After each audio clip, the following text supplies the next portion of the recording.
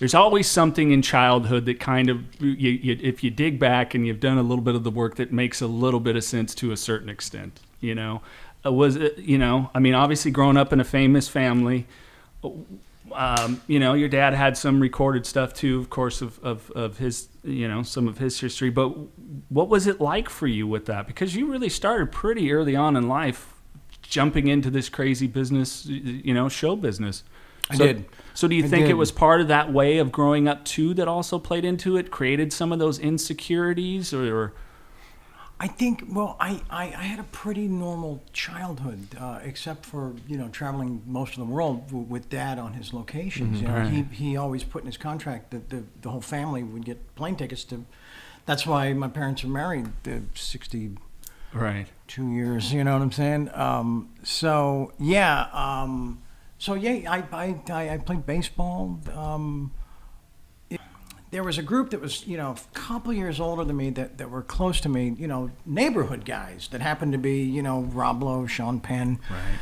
and Emilio, and Judd was around. And so I was just, I was still in high school watching these guys have incredible instant overnight success. I mean, you know, earned, of course. And so we'd go out and, you know, I'd kind of be, you know, the little brother in the corner, and there with all the girls in the thing, and all the, you know, everything awesome and shiny. And I did make several vows in those moments that I was going to eclipse all of them and show them how it was really done. Right. Did that go a little far? Maybe. Ultimately, mission accomplished. Thank you. Thank you.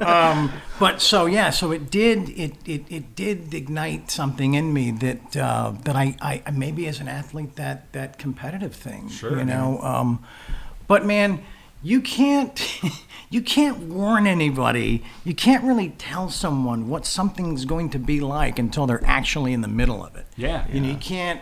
You know, yeah, I wanted to be part of that so badly, and then when it finally happened. You know, there's never that moment to reflect on the few steps right before the arrival. Right. You know, and so, yeah, and I tell people, you know, I'll talk to, you know, young actors or musicians or whatever, and you can see it in someone. You can kind of see that this could be a person that is going to be known for what they do and known by a lot of people, you know, and they'll ask me like advice, you know, hey man, what do you think I should do in the thing? And I'm like, yeah, you know, keep doing what you're doing. Good luck. If it goes really bad and you still have my number, reach out, you know, but you can't really give me I mean, there is advice I give to, you know, to my daughter's friends that ask me, you know, I'm like, okay, just for starters, and this is not a knock on either one of us. Sure. I tell them no tattoos. Yeah, we're out. Yeah, I'm out. Right?